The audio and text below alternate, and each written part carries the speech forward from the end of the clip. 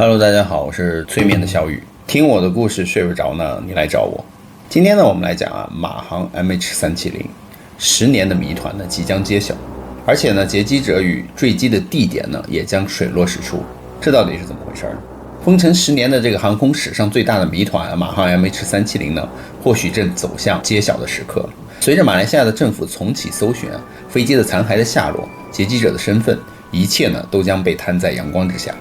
在2025年的3月呢，马来西亚的交通部部长呢对外就宣布了一条震撼全球的重磅消息，就是说他们的内阁已经决定重启搜寻马航 MH370 残骸的任务。此消息一出呢，激起了千层浪，当时全球的媒体争相报道。让我们把时间呢回到2014年的3月8日，马航 MH370 当时呢是载着227名乘客从吉隆坡起飞前往北京。这架当时最先进的波音777-200型客机呢，在起飞30多分钟之后，便神秘地消失在了茫茫的夜空之中。从此呢 ，MH370 成为了航空史上最扑朔迷离的悬案。恰巧呢，我本人呢也是马航事件的一个亲历者。那我是怎么亲历的呢？看过宇哥视频的人都应该知道，我之前就讲过马航事件。因为呢，我当时也是订了3月8号马航的机票，当时呢是毕业之后又去马来西亚玩。因为自己呢当时是个穷学生嘛，知道马航呢有一个特点呢，就是快起飞之前的前几天呢，有时候会出一些降价的一个更便宜的机票出来。所以果然呢，我在打开他们那个马航 APP 的时候呢，可能大约是3月5号还是3月6号左右吧，看那个马航 APP 的时候就看到了一个新的航班，叫 MH360， 它比这个 MH370 呢晚飞一天，但是价格呢却便宜了500多。于是呢，我就果断的改签，完了变成了 MH360， 才躲过了这一劫。那个时候呢，我的家人刚好在北京嘛，所以我改航班呢也没有告诉他们。结果到了8号那天呢，家人疯狂打我的电话，还以为我呢上了 MH370。那关于宇哥亲历马航事件呢，就是这样一个经过。10多年以来呢，马来西亚和澳大利亚以及中国组成的国际搜救队呢，总共投入了1.5亿美元，进行了广泛而艰难的搜索，始终却一无所获。尽管在非洲马达加斯加海岸线和印度洋呢，曾经发现了少量的马航的碎片，但是没有人敢100%的确定呢，它就是 MH370 的残骸。那这架飞机究竟到底去了哪儿呢？当时呢，各种离奇的猜测也都在网络上出现了。有人说是外星劫持，有人说是误入了时空隧道，也有人说被那个黑洞吞噬了。当然了，更多的务实的推断呢，就是比如说机长劫持、乘客劫持。甚至还有人说呢，从那个谷歌地图上还发现了 MH370 呢是降落在了柬埔寨的一个森林里面。如今呢，马航政府的这一决定呢，终于对这个天马行空的各种猜测呢，有了一个定论的希望。此次重启搜寻呢，并非是由马来西亚政府亲自执行，而是由一家名为海洋无限的美国公司呢主动争取而来的。这家专门打捞海底残骸的公司呢，是成立于2017年，当时他们的成果呢是非常卓越的。在2019年呢，他们为法国政府在近2000米水深处呢打捞起一艘50年前的沉船。在2020年呢，又为美国政府在近5000米水深处呢打捞起一艘70年前的沉船。那海洋无限公司呢就宣称有2支装备最先进的传感器和导航技术的机器人舰队，能够在6000米深的这个深海下作业。最引人注意的是，他们与马来西亚政府还签订了一份无功不受禄的这种对赌协议。如果海洋无限公司能够在南印度洋找到马航 MH370 的这个残骸的话，那么马来西亚的政府呢就需要向他们支付7000万美元的费用。那如果他们没有找到任何的马航 MH370 的残骸呢，那所有的费用都由他们的公司自行承担。敢签如此对赌协议呢，可见这个海洋无限公司对其舰队能够找到这个 MH370 残骸呢是志在必得的，而且他们也信心十足嘛。因为在2018年的时候呢，这个海洋无限曾在南印度洋搜寻过一圈，却一无所获。那为何这次他们又敢拍胸脯保证呢？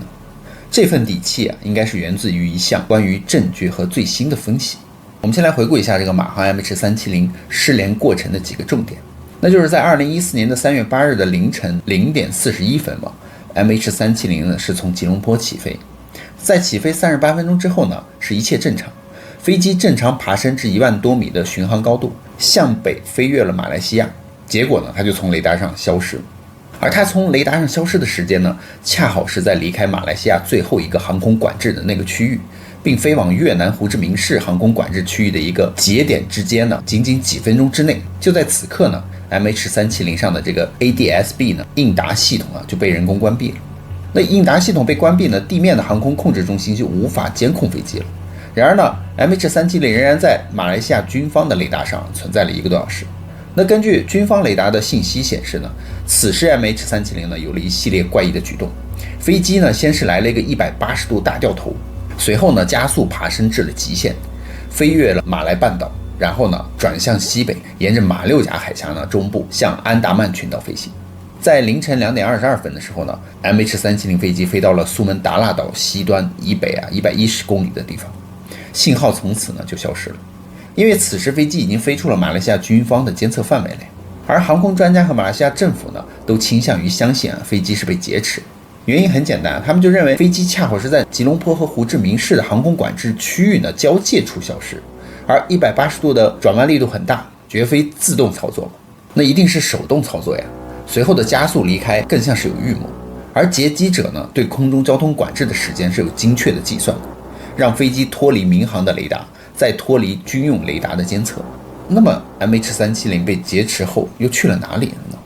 海洋无线之所以如此笃定飞机向南坠入了南印度洋，是因为专家们掌握了一项确凿的证据，那就是 MH370 马航军用雷达上消失之后呢，在接下来的几个小时之内，它与一颗编号为 3F1 的同步卫星进行了7次电子握手。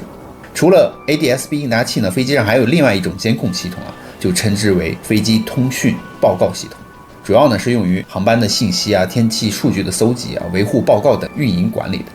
所以这个卫星呢会通过这个系统每隔一段时间就自动的访问飞机的电脑一次，这就是所谓的电子握手。而 MH370 的劫机者呢，在飞出马来西亚军方雷达的监控范围之后，就手动关闭了舱内的这个飞机通讯报告系统，而劫机者却少做了一步，没有将这个系统彻底的从飞机的电脑中删除。更大的可能性是他没有足够的管理权限进行这项操作。这就很像是手机的 App， 如果你关闭了它呢，却没有卸载它的话，它仍有可能会在后台运行的。所以由于这个飞机通讯系统呢没有被删除卫星仍每隔1个小时自动向这个 MH370发送一条信息，他们之间会进行电子握手，确认飞机的状况。所以 MH370 使用的是国际海事卫星组织的卫星，这是一家位于英国的机构所以飞机失踪之后呢，该机构就公布了7次卫星与飞机握手的数据。所以在这个地图上就显示了7个同心圆，是卫星的信号的一个路径，通常称为1到7号的一个弧。而圆圈上的7个点呢，是每次卫星与飞机握手的 MH370 的大概的数据。之所以说是大概，就是因为这个信号脉冲的强度存在一些微小的差别的，可能会导致实际位置上是有上千误差的。但无论如何呢，这是飞机脱离这个军方雷达侦测之后判断其位置的最有力证据了。所以澳大利亚的交通安全局牵头的国际调查团呢，在研究了这些握手数据之后呢，将 MH370 的失事地点呢就定在了第7号弧线上的最后一个握手的周边的海域，即是南北纬33度到39.5度之间的海域。然而呢，国际搜救团队在这片12万平方公里的海域找了3年，耗资1.5亿美元，当时却一无所获。在2018年呢，海洋无线公司也根据这一位专家的推测呢，在这片海域的以北区域也继续搜寻过，同样呢，当时他们也是空手而归。就在大家一筹莫展之际呢，一位欧洲的航空专家名叫萨瓦利亚和一名前空客 A330 的机长派翠克组成的迷你独立调查团呢，他们登场。他们耗资了数年时间深入分析了握手数据以及波音公司和马航所有的系统程序，最终呢，这些专家就定出了3个 MH370 最有可能的坠机地点，以及呢劫机者最后的操作细节。他们一致认为在飞机与卫星第6次握手，也就是早上8点11分的时候呢 ，MH370 已经燃油不足了。于是呢，劫机者就关闭了几乎所有的发动机，只留下了飞机尾部的小型的那个燃气涡轮发动机。这样呢，既省油，也能够让飞机呢在这种情况下安全的滑翔下降，最终呢实现轻微的触底迫降。所以专家团们就分析指出，是由于飞机是低速迫降的，所以 MH370 坠入印度洋时机身应该是保持完整的，碎片很少，这与现实的情况应该是完美契合的。因为无论是海洋无线公司还是其他国家的搜救队呢，都未能够在搜索的过程中找到过 MH370 的残片嘛。而之前那些在马达加斯加等海岸线发现的少量碎片呢，都是被海水冲上岸的。那么 MH370 的坠毁地点到底在哪里呢？两位专家根据第6次和第7次握手的时间地点计算呢，就绘制出了 MH370 最后的阶段飞行的一个滑行平面图。他们就推断飞机在比较平稳下降后呢，最终就坠落在了南北纬 35.518 度，东经 93.025 度到南北纬 35.875 度，东经 93.039 度之间的一个南印度洋海域了。从地图上看呢，这是一片靠近澳大利亚海岸以西的偏远海域。在2018年呢，海洋无限公司搜索的范围呢，恰好是在这片海域以北的数百公里之外擦肩而过。而这一次呢，退休专家团队计算出的可能坠居的海域呢，是非常小而且精确的，大约只有2000平方公里。这对于海洋无限公司而言呢，简直是小菜一碟嘛，分分钟就能够搜索完毕了。那为了保险起见呢，海洋无限公司又将搜索的范围增加到了以这个2000平方公里为点覆盖的辐射的15000平方公里的范围。海洋无限公司呢，胸有成竹地表示他们现在的 AI 技术又升级了，舰队数量也增加了2倍，所以才敢签下18个月内如果找不到飞机残骸呢，就不收钱的对赌协议嘛。可见马航 MH370 呢，早晚都会被找到。那既然 MH370 搜索范围大致已经确定了，那么最核心的问题也该浮出水面了，也就是说，劫机者到底是谁呢？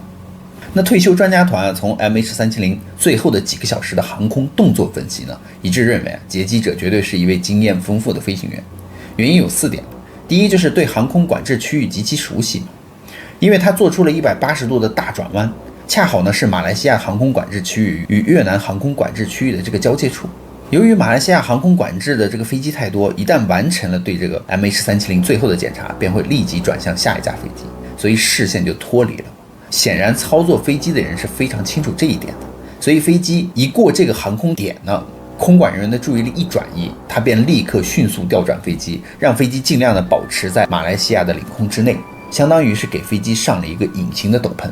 而且据说呢，当时他把飞机是尽量的低空飞行。当时呢，是有一些在海边捕鱼的渔民据说还看到了一架飞机呢低空从他们的头顶飞过，所以他这样呢也是避免被国际航空部门注意到。恰在此时呢，这个胡志明市的航空部门呢，他当时也很繁忙嘛，花了整整17分钟才意识到，这个 MH370 并没有出现在他们的雷达之上呀，这就给这个飞行员有足够的逃脱时间了。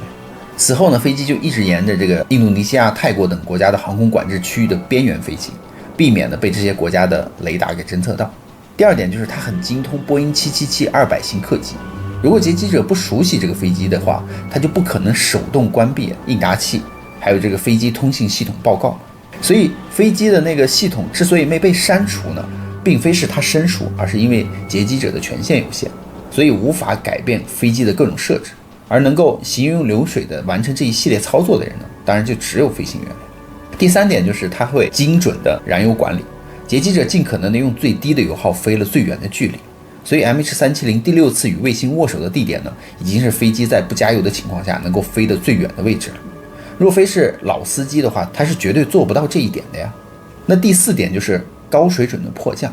萨瓦利亚就指出呢，如果 MH370 最终是迫降在了陆地上的话，飞机是否会坠毁就很难说了。这就说明劫机者的迫降技术是非常高超的呀。所以综合以上4点，萨瓦利亚和派翠克在检索了 MH370 所有的乘客和机组人员名单之后得出的结论就是，劫机者呢8、9不离10呢就是机长扎哈里。那么扎哈里为什么要劫机呢？劫机后副机长和其他的机组成员为什么没有任何反应呢？退休专家团呢又对第2个问题进行了推测。他们就说，在 MH370 180度大转弯之后呢，这个扎哈里立刻做了几件事情。第一个就是关闭应答器，第2是切断电源，第3就是给这个机舱减压，并让飞机呢突然上升。这些动作呢立即生效。切断电源呢是让机舱内的所有人员无法与地面联系，而机舱内的减压会导致座位上空的这个氧气面罩自动脱落。此时呢，机组人员就认为飞机遭遇紧急情况。那按照程序呢，他们会全员出动帮助乘客戴面罩，而不会怀疑是飞行员搞的鬼。唯一的变数呢，就只剩下了这个副驾驶了。那副驾驶很有可能早已被这个扎哈里支开然后他从驾驶舱内反锁那个门。等氧气面罩掉下来之后呢，副机长发现状况异常想回去的时候，却发现门打不开。而飞机上的氧气面罩最多呢只能维持20分钟，而驾驶舱内的氧气面罩却能够维持将近2个多小时。因此，当飞机又飞了1个多小时之后呢，从马来西亚槟城上空飞过的时候，机舱内的副驾驶、航空人员、全体乘客应该那个时候都已经窒息而亡了。随后呢，扎哈里呢便带着所有人的尸体呢，一路飞到了澳洲附近的海域，最终呢坠毁在了南印度洋。当他的整个作案过程被全程的分析清楚之后呢，就只剩下了那个最核心的问题，也就是说机长劫机的动机到底是什么呢？事实上，关于 MH370 的100多本书中啊，机长劫机论呢都被提及到，那怀疑程度有强有弱。而马来西亚的警方曾突袭搜索过这个扎哈里的家，发现他家呢有一个飞行模拟器，显示呢他曾经模拟一条线路是飞往过印度洋的，就与这个 MH370 的飞行路径是非常相似的。但这并不能够说明问题因为飞行员进行模拟飞行是很正常的事情。除此之外呢，这个扎哈里没有显示任何的异常，他家庭稳定，工作稳定，情绪稳定，是左邻右舍中的好丈夫，也是同事中的好伙伴。那从一切迹象来看，这个扎哈里似乎没有任何的动机做出这个劫机这样疯狂的事情宇哥之前讲 MH370 那集也讲过，当时的那个年代好像是涉及到了一个芯片所有权的问题，而扎哈里呢极有可能就是隐藏在马来西亚的一个特工，这都是宇哥个人的推论。所以呢，到了他做出牺牲的时候呢，他就不得不去这样做。而特工所做的事情呢，相信大家已经看过很多电影了嘛，那就是隐藏在生活之中当一个正常人。所以呢，从一切迹象来看也是无解的。所以推测团队他们也认为无法判断扎哈里为什么这样做，同时呢，也无法判断这个扎哈里迫降之后是生是死。所以在扎哈里这种邪恶的举动的背后，究竟隐藏着什么阴谋呢？也许只有等 MH370 的黑匣子被找到之后，这个谜团呢才能够被解开。届时呢，才能够给 MH370 遇难的家属们一个完整的交代。所以，你睡着了吗？那么好了，故事呢，宇哥也就讲完了。别忘了订阅关注宇哥的频道看后续更多精彩内容哦。